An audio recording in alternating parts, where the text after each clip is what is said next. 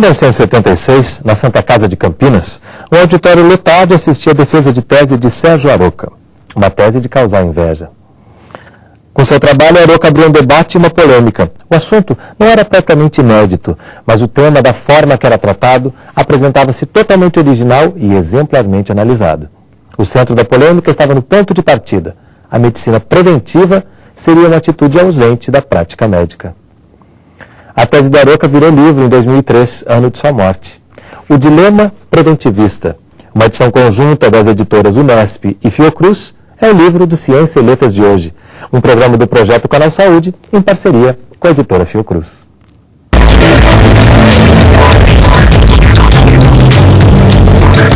Conversam comigo no estúdio do Canal Saúde Ana Maria Testa Tambellini, doutora em epidemiologia e professora da Universidade Federal do Rio de Janeiro, e Elizabeth Moreira dos Santos, pesquisadora da Escola Nacional de Saúde Pública da Fundação Oswaldo Cruz. A tese do Aroca foi escrita em tempos sombrios para o Brasil, 1975, ano da morte do jornalista Vladimir Herzog sob a ditadura militar de Ernesto Geisel. É justamente esse momento que eu queria que a gente, por mais que às vezes possa parecer até um pouco doloroso, trouxesse de volta através da memória, né? Esse momento difícil que o Brasil vivia, que foi justamente o momento em que o Aroca defendeu a tese dele em Campinas. Essa coragem, né, de tratar de assuntos que naquele momento não eram muito bem-vindos pela ótica do regime militar. Ana Maria, você se coloca, inclusive, na apresentação como companheira de tempos ásperos, né? Como é que é isso para você? O Aroca como um corajoso produtor de ideias revolucionárias. O Aroca sempre teve essa qualidade excepcional e que, se a gente percorrer as manifestações dele pela vida, a gente vai notar, de chegar perto, de tomar o pulso da vida, das pessoas, de se acercar dos acontecimentos e de ter sempre uma visão muito, digamos assim, muito avançada intelectualmente e generosa sobre o acontecimento. Então, essa tese ela é fruto dessa capacidade de uma pessoa, de um cidadão, o Sérgio Aroca, que viveu no tempo de uma ditadura, mas que antes já tinha assumido uma posição política, ele era um membro do Partido Comunista, e que a partir da sua vivência na área de saúde, na área da medicina preventiva, ele foi capaz de auscultar e retirar de um movimento que era um movimento coletivo, dos departamentos de medicina preventiva do Estado de São Paulo, e a partir disso fabricar uma obra que você pode pensá-la em termos acadêmicos, e que naquela época ela era avançadíssima e até hoje tem questões não exploradas. Essa questão que é importante é quando a gente relê, né, essa obra da década de 70, a gente vê ainda que muita coisa precisa avançar nesse sentido, né? Mas eu queria ouvir também a Beth, essa memória. Você estava lá nessa defesa de tese, né? Eu estava nessa defesa e fiquei para a defesa da tese da Ana, que foram alguns dias depois. Eu vinha de uma universidade, a Universidade de Brasília, que tinha uma proposta inovadora, mas que tinha passado por duas invasões violentas, né, uma em 67 e a outra em 70,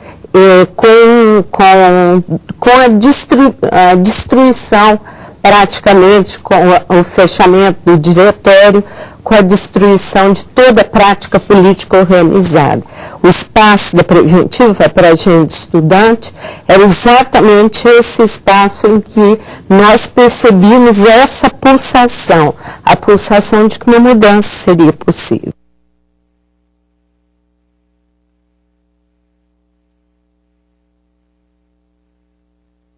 E aí você fala que o homem deve gritar. E a preventiva, ela era, ao mesmo tempo que um espaço político, ela era um espaço de inovação do próprio pensamento médico, ela abria esse espaço. Essas questões que vocês trazem assim de início também remetem muito à figura do Arouca mesmo, né? Essa facilidade que ele tinha de se aproximar das pessoas. Ele, ao mesmo tempo que as pessoas se apaixonavam por ele se apaixonava pelas pessoas, né? Então isso era, para quem vivia com ele, no meu caso, por exemplo, era ao mesmo tempo uma coisa muito gostosa, mas um problema danado, entendeu? Mas eu tenho um filho com ele, inclusive, né? O Pedro, que escreve a apresentação junto com você. Uma apresentação muito bonita, muito afetiva, né? Como que surgiu a ideia de colocar essa apresentação para abrir um livro tão importante para a saúde pública como esse? Essa história dessa obra, ela tem três histórias, né, diferentes e correlatas. A história dos conteúdos, né, que é uma história que está arraigada nas possibilidades científicas e na realidade que nós vivíamos no Brasil. Pelo outro lado, tem uma história da defesa, que é a história de como é que toda a repressão procurava não deixar explícito, não deixar aparecer o trabalho, que é uma tese que ficou um ano trancada. Até que ele pudesse defender. Né? E tem uma história, outra, que é a história da publicação. O Arouca escreveu essa tese, era uma tese faladíssima, e não era publicada. E houve várias tentativas de se publicar. Não ia. Um dia eu falei, Arouca, por que você nunca publicou? Aí ele falou, não, porque não dava certo e tal. Eu falei, Ele falou assim, você quer publicar para mim, Ana? Você quer fazer isso para mim? Eu falei, quero. Você tem confiança? Você quer que eu faça? Ele falou, eu quero. Então eu falei, então vamos fazer. E todo o livro foi publicado com as pessoas atualizando os temas, ele escolheu as pessoas, foi uma coisa muito gostosa fazer. Inclusive com a editora foi uma coisa gostosa de fazer esse trabalho. E a gente esperava que ele lançasse a apresentação do autor, era ele que escreveria a apresentação. Mas ele faleceu antes. E aí a gente ficou nessa situação, como é que vai ser feita essa apresentação? E aí, entre as coisas, inclusive o Everardo também teve um papel interessante nisso. É dele o texto que a gente usou para abrir o programa, inclusive. Isso, ele falou, nós começamos a discutir, nós que resolvemos, bom, por que não uma carta? Eu virei e falei assim, porque tem um cartão, eu lembrava desse cartão, de quando ele estava na Nicarágua, que ele mandou para o Pedro. Eu falei, Pedro, e se a gente pegar o cartão e fizer uma viagem, ele está numa outra viagem. Então essa que foi a ideia de que eu e o Pedro tivemos e que a editora aceitou de fazer essa apresentação. E que acaba fazendo para a gente, leitor, né, ter uma aproximação afetiva desse autor e entender, né, esse homem que fez tantas concessões para poder ser um homem público, como você estava falando, né, e esse cientista, esse pesquisador que falava de questões que você acha, Beth, que a gente já superou esse momento, ou o dilema preventivista segue até hoje, quando a gente percebe a formação dos nossos profissionais, por exemplo? Eu acho que ele segue atualizado, né? Não só na definição dos conteúdos, mas na discussão das estratégias e na discussão especialmente do perfil desse profissional da saúde coletiva, que cada vez mais incorpora dimensões da comunicação, quer dizer, o profissional de saúde coletiva hoje, ele trabalha com campanhas de mídia, né, ele trabalha com educação participativa no dia a dia, ele trabalha com populações vulneráveis, que a gente até estava conversando anteriormente, que antes não se... Quer dizer, o sistema de saúde, como a Arouca sempre colocou, não concebia a diversidade, né? Você falava na população brasileira, hoje você fala nas populações. Né?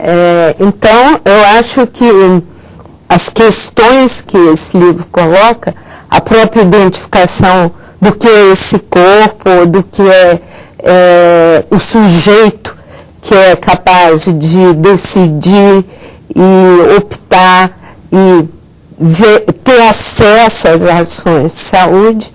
Então, realmente, eu acho que o livro, ele segue trazendo questões que a gente precisa enfrentar, né? E o próprio Arouca, quando estava perto de 2003, que foi o ano que ele morreu, ele trouxe uma outra questão corajosa, né? Que ele falou na importância da reforma. E é sobre isso que a gente vai falar no próximo bloco. Não sai daí, a gente volta já.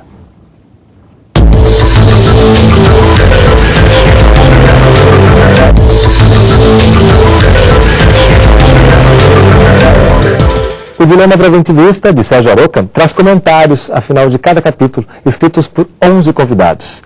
Entre eles, Ana Maria Tambellini e Elizabeth Moreira dos Santos, presentes no Ciência e Letras de hoje. Aroca, incansável defensor do Sistema Único de Saúde, não poupou coragem ao defender modificações no SUS. É o que ele chamou de reforma da reforma.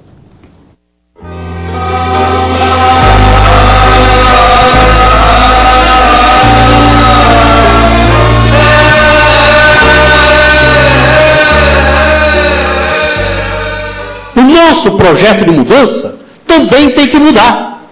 O SUS que está aqui, a reforma sanitária, ela não foi implantada na sua total abrangência. Nós não resolvemos o problema das grandes endemias. Nós não resolvemos o problema do mau atendimento à saúde, onde a nossa população ainda tem que chegar de madrugada nas filas para ter atendimento. Nós não resolvemos o problema que nossos pacientes estão em macas. A nossa mortalidade infantil se caiu, ela ainda é muito alta, diante do que poderia ter sido. As doenças crônico-degenerativas que incidem sobre a nossa população, incidem na forma da miséria. É o câncer ginecológico da miséria inoperável, é a diabetes amputando coxas. E o momento de fazer a reforma da reforma é agora. De imaginar o que é nesse SUS que tem que mudar. Quais são as propostas que nós temos que levar de uma forma objetiva e como nós vamos nos incorporar essas mudanças para que ele mude.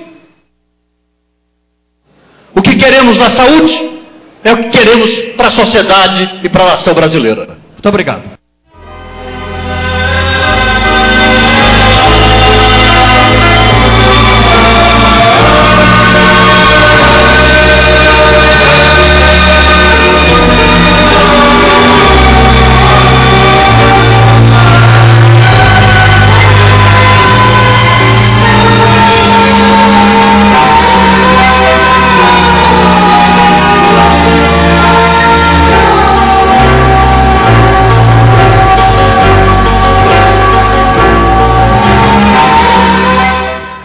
Saudade, né?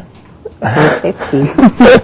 Como é que vocês veem essa coragem dele falar, inclusive com essa veemência, falar desse SUS que todos nós defendemos, que é um SUS importante para toda a população, especialmente para quem trabalha com ele. Como é que vocês veem essa coragem dele defendendo mudanças para que a gente continue tendo o SUS que a gente chegue até o SUS que a gente quer? Essa coragem, acho que era uma característica muito peculiar do Aroca. Ele era um cara aberto para o mundo.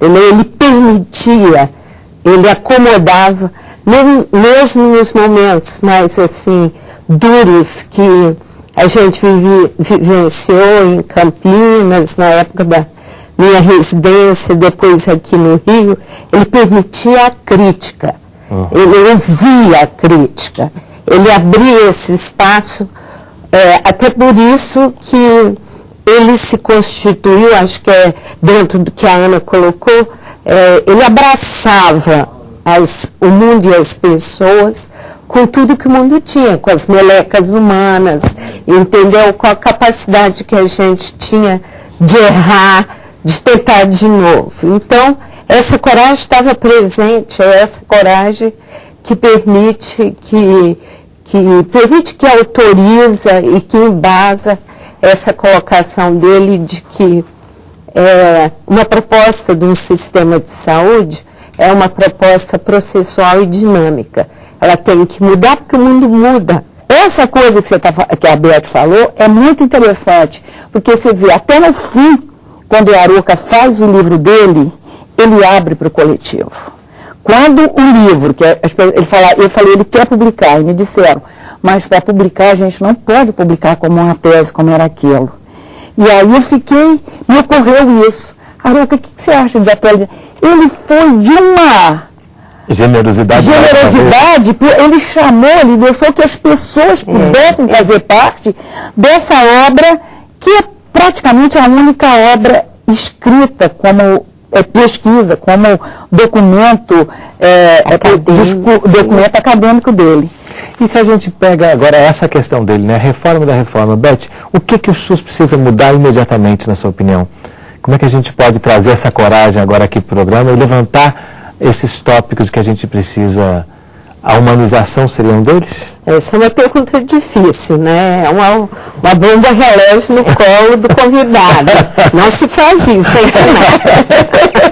Mas eu acho que essa dimensão da humanização, ela é uma dimensão importante, né? A dimensão cada vez mais de compreender e de incorporar a diversidade brasileira, as nossas populações que têm de difícil acesso, não só para o sistema, quer dizer, não esperar que ela chegue ao sistema, mas o sistema chegar a ela. Tem um desafio que vai ser permanente, né, no SUS, que é esse desafio da mudança do perfil dos agravos, acoplado ao saco sem fundo do custo da tecnologia. Tem uma coisa importante aí que eu gostaria de dizer, porque eu acho que o Aroca devia já estar abraçando essa questão que está inscrita dentro da questão da desigualdade socioeconômica.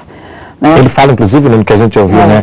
Aparece na miséria. Né? Sabe, eu acho que a gente hoje tem técnicas interessantes que nos possibilitam mapear as desigualdades de todos os tipos. Enfrentar com mais coragem. Na verdade, existe a iniciativa, por exemplo, a iniciativa da determinação social da doença é uma iniciativa que tenta entrar por esse caminho.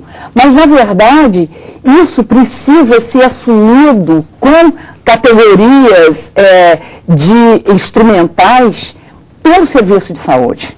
Então, o SUS, ele não pode olhar, existe a diferença e ver e querer, ele tem que começar a se empoderar ou se apropriar de instrumentos que não estão propriamente nos níveis tradicionais da saúde e nem das ciências sociais. Ela tem que se abrir para poder identificar isso, trabalhar com isso. Porque nós hoje não sabemos exatamente, podemos supor, mas não sabemos onde está. O Ari Carvalho de Miranda, que escreve a orelha do livro, ele fala no Aroca como um intelectual orgânico, que é alguém que conseguia unir o intelectual, né, que pensa, que produz, que pesquisa, com o homem prático. Será que essa não é uma outra dimensão que a gente precisa levar para a prática do dia a dia do SUS? Porque a gente tem, desde o SEBS até a ENSP, pensadores, a UFRJ, enfim, o Brasil inteiro tem inúmeros polos produtores de conhecimento. Será que a nossa prática continua um pouco dissociada da nossa capacidade de produzir teoria eficaz? Eu acho que a gente produz pouco tradutores, né? Se a gente trabalhar um pouquinho com a noção de rede sociotécnica, que produz o conhecimento, a gente produz pouco os tradutores, porque a produção dessas pessoas que são capazes de enredar diferentes redes requer alguns componentes que a gente, da academia, tem muita dificuldade de lidar. A ciência hoje, principalmente, o projeto acadêmico que impregna a maioria das instituições acadêmicas brasileiras, tem uma preocupação de prestar contas a um projeto de ciência descompromissado com a mudança real do mundo. É como se, por exemplo, a gente é valorizada porque publica. Você não é valorizado porque você está em sala de aula. Eu sempre digo, olha, eu prefiro, inclusive os meus alunos que falam para mim, você publica pouco e tal, eu falo, mas eu prefiro ter 3 de vocês do que 2 artigos. Para mim conta mais porque eu acho que ele acreditava. E isso foi assim, o principal ponto que me enredou para escolher a residência em Campinas. Ele acreditava no projeto humano, entendeu? Eu acho que esta que é a questão que a gente às vezes esquece na nossa azáfama diária de buscar financiamento aqui, lá, etc. Então, para a gente terminar, com esse livro na mão, Dilema Preventivista, né, esses capítulos comentados por 11 convidados, entre eles vocês, como é que a gente pode fazer uma espécie de uma projeção, né? A gente foi lá no passado, nos tempos sombrios, que o Arouca defendeu essa tese, está aqui hoje levantando essas questões que o SUS precisa transformar para ser aquele projeto que foi pensado desde o início. Como é que a gente pode olhar para frente e pensar, a gente está nesse caminho que o Arouca aponta, esse caminho corajoso de reformar o que precisa ser reformado? Primeiro, a gente tem que ter uma visão que eu acho um pouco mais clara, ou então do que é que precisa ser reformado, né? A chamada área de saúde coletiva, saúde pública, cresceu tanto que ela se fragmentou também na mesma medida.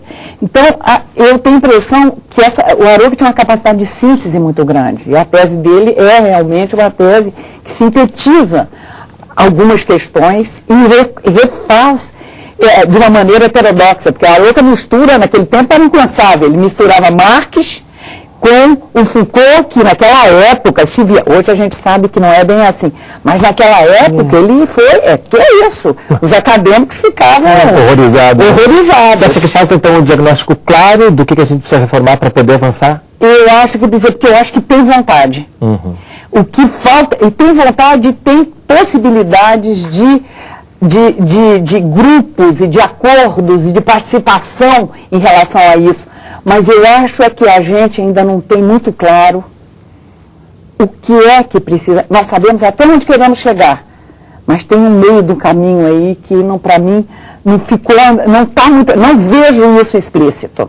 Então, que esse programa ajude, inclusive, nesse sentido, né? Da gente perseguir esse diagnóstico para poder fazer as transformações que o Arouca tanto lutou em vida e que agora a obra dele segue fazendo com que essa luta não acabe, não esmoreça, né? Queria agradecer muito, Ana Maria, Beth, obrigado pela presença de vocês aqui conosco. Obrigada a você. E o programa Ciência e Letras da Fundação Oswaldo Cruz é resultado de uma parceria entre o Canal Saúde e a editora Fiocruz. Se você quiser participar, mandar alguma sugestão de leitura ou inclusive propor novos livros para o programa, é só ligar 0800 701 8122. A gente se vê no próximo programa. Até lá. Para entrar em contato com a editora Fiocruz, acesse www.fiocruz.br/editora ou ligue para 21 3882 9007.